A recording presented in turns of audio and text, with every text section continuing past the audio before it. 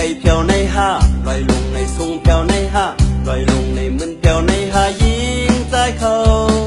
บอกหนึ่งเมื่อแปดดังบอกมาฉันขึ้นยากันถึงที่สีแข่งคอจืนลายหนึ่งกำเฮยเยากำโยมตาสองกำเพื่อออกไปทวนควันคลองเพื่อออกกำหลุดไปปลักเพื่อออกเขาโอนกาหือยิงใจเขาได้หายก็ลีอำพลขึ้นเยาต่อเร็วสิบเศษดึกเดินนับสายควาเป็นซ้ำเป็นรอยไต้แรงเข็นซ้ำเข็นรอยไต้แรงลอยลงลุงในเฮาเซออุ่นเธอได้เธอได้ลอยลงลุงในปันเจอกุ่มเมืองได้เมืองได้ลอยลงลุงในแทงเธอสุนเธอได้เธอได้เธอได้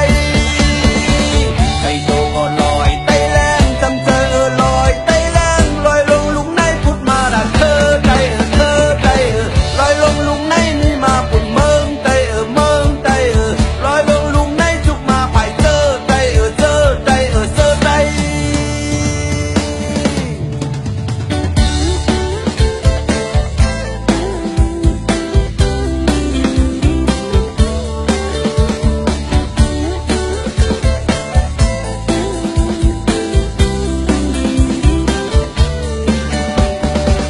รับสินเล่นานหูมาเลยยังโจ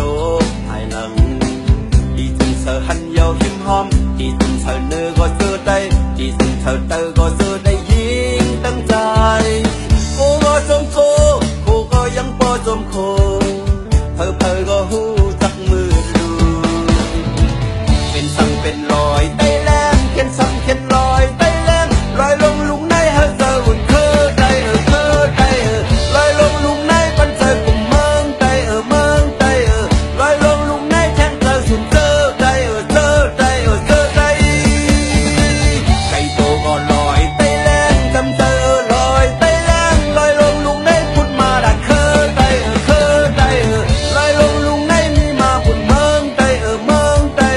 ลอยลงลุงในจุกมาไผ่เธอได้เธอได้เธอได้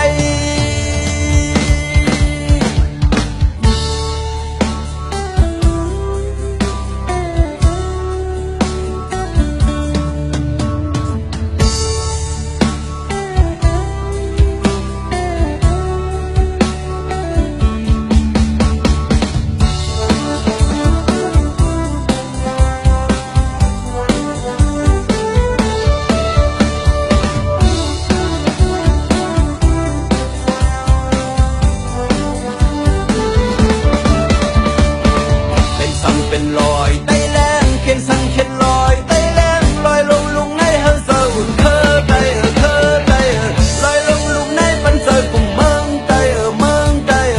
ลอยลงลุงในแทงเธอสุนเธอได้เธอได้เธอได้ไก่โตก็ลอยไต้แรงจำเจอลอยไต้แรงลอยลงลุงในพุดมาด่าเธอได้เธอได้ลอยลงลุงในนี่มาปุ่นเมืองได้เมืองได้ลอยลงลุงในจุกมาไผ่เธอได้เธอได้เธอได้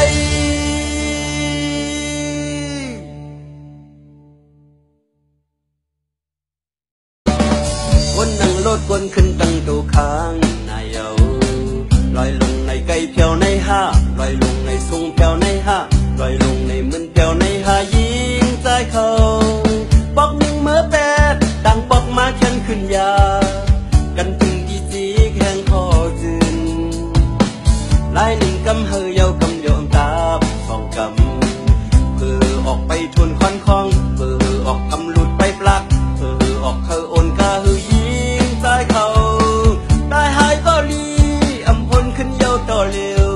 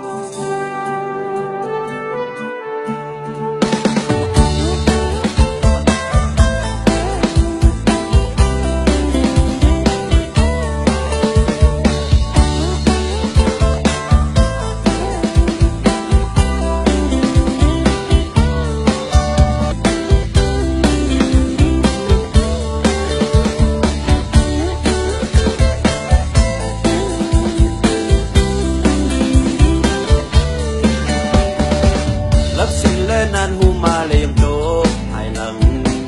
đi từng sờ hằn dầu hiếm hom đi từng sờ nơ gọi sơ tay đi từng sờ tơ gọi sơ tayยิงตั้งใจโคก็จมโคก็ยังปอจมโคเพอก็หู